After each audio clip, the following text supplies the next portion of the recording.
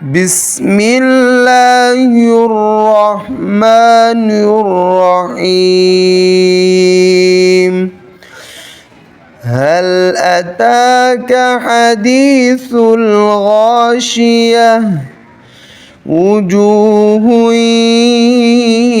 يومئذ خاشعة عاملة ناصبة تصلى نارا حامية تسقى من عين آنية ليس لهم طعام إلا من ضريع لا يسمن ولا يغني من جوع وجوه يومئذ ناعمة لسعيها راضية في جنة عالية لا تسمع فيها لاغية فيها عين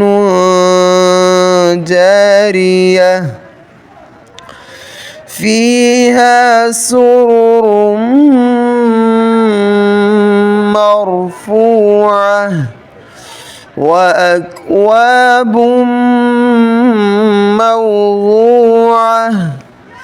ونمارق مصفوفة وزرابي مبثوثة أفلا ينظرون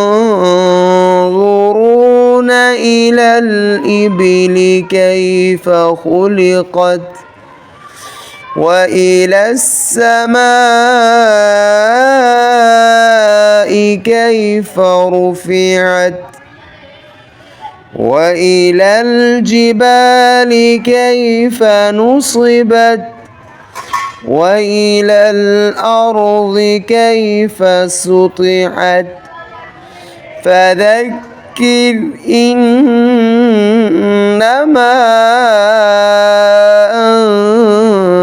أنت مذكر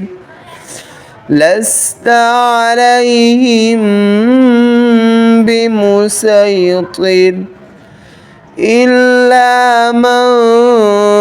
تولى وكفر فيعذبه الله العذاب الأكبر إن إلينا إيابهم